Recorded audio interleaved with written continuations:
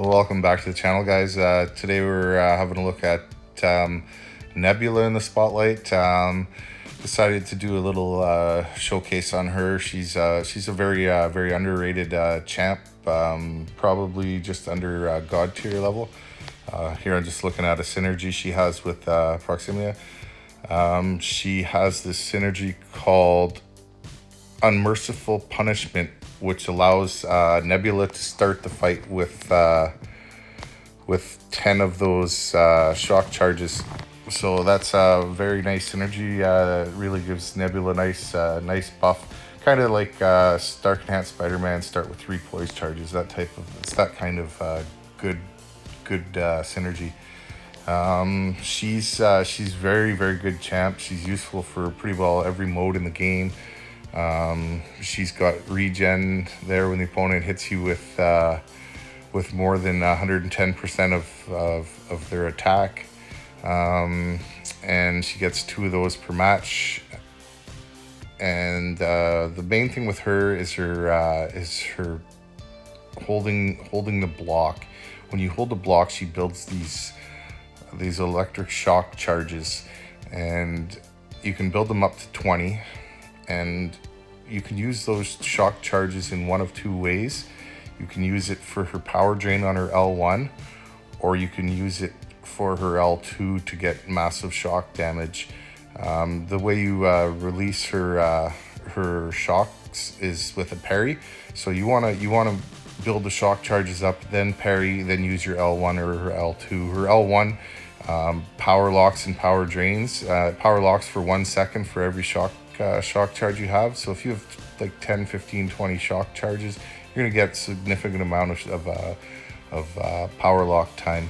And her L2, it doubles the shocks, the shock amounts. And if you have 40 shocks on the opponent after your L2, it can do like extreme amounts of damage over the course of 3 seconds, enough to take most champs down in AW from 3/4 health. So here's first clips up against Winter Soldier here, and I was gonna try showcase a few of her different things, just building up the charges to 20 here, and then I was gonna drop her L1 and show the power lock.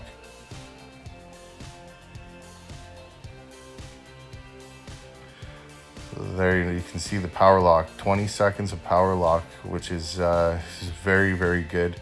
It gives you a lot of time. I would say it'd be almost as useful as like Ghost Rider's Damnation, right? Like where he gets that 25 seconds of damnation where the opponent is power locked.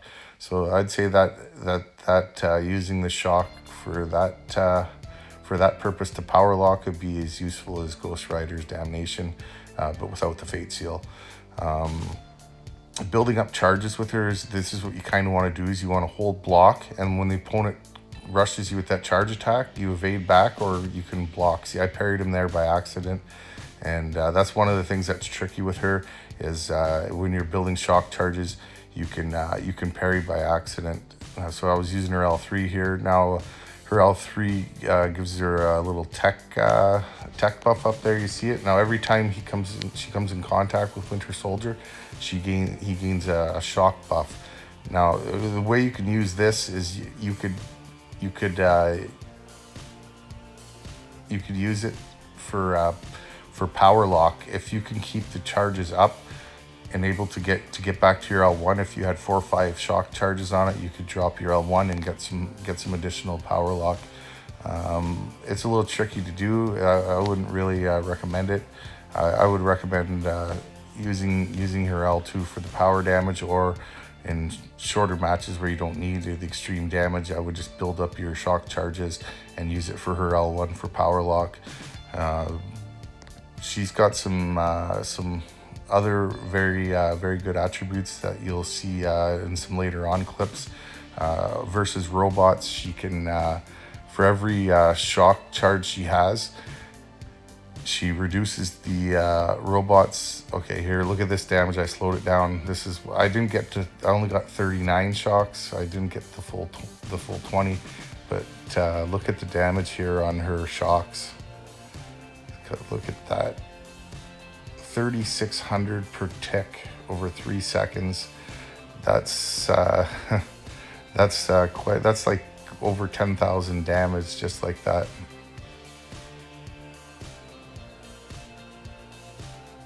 Oh, I'm sorry, 20,000 because it's 3,000 twice per second.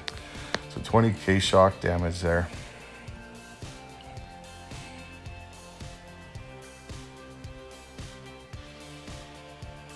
Getting back to that thing about the robots, I was saying there, for every shock charge you have built up there, it reduces all robots' ability accuracy by 20% per shock.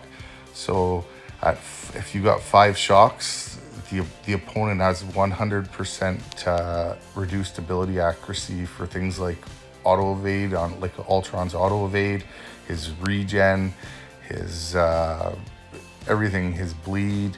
The Sentinel, if you're fighting a Sentinel, you can't build up any of those analysis charges. So that and versus like champs like OG Vision, OG Vision's not going to get his synthesis, so he won't get that power gain. So she's very, very useful versus robots. Probably second best robot counter in the game next to Medusa. Medusa has that edge on her because she shuts down all of the ability accuracy as well as power gain. So Nebula is definitely very useful. Like, you can use her in AQ, you can use her in the bleed or poison lane. You can use her on map 6. You can use her on the AW offense. She's AW offense. There's always going to be a lane that has a bleed or a poison node, and then you got the biohazard on some lanes. So she's very. And if you come across an Iron Man in your path, or a Sentinel, or an Ultron in your path, she's going to make very quick work out of all 3 of those champs. As I showed you in my previous video there with Iron Man counters. If you build up 20 shock charges and then drop her L2, Iron Man's gonna drop like a ton of bricks. He'll be just like turned into a squashed tin can. Now, going into this clip here, I was showing I was up against a Sentinel here. This is a 330 Nebula versus a rank 4 or 5 Sentinel. So the plan was here, I was just going to build up my shock charges there and see if you can see his analysis there. It's stuck at 8. That's because I have more than 5 charges. So he's not going to build up any more analysis, which really analysis is what makes him very hard to fight. So there's no more need to worry about analysis. I'm up to 15 charges there. Taking a lot of block damage because he's only 330, but I'm up to 20 here now, so I'm going to go in for my parry and watch this. Evade the special, get my parry off, drop the L2, and look at that health. It's all over in 3 seconds from 82% health.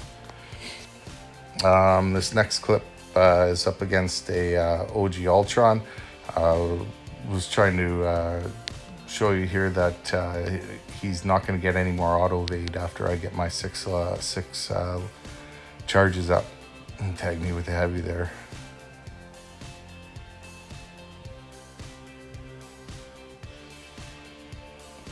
So I got my 6 shot or 5. I got over 5. So as you can see, I'm tacking away, and Ultron, by now he would have evaded at least once or twice. The main thing here is, like I said, you got to be careful. Now I'm trying to build up some charges there to get to 20 to go for the max damage. But you got to be careful not to parry him, otherwise he'll lose those charges, and then you'll have to build them back up again, or he's going to auto evade and stuff like that. Like I did there. I lost my charges.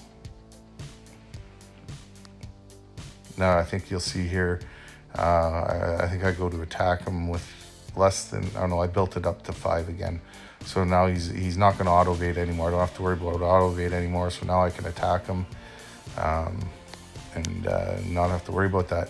Just evade, just come in and attack, bait and counter that L1 and rinse and repeat. And so it really turns Ultron into easy mode. And I was just gonna build up my some charges and not worry too much about.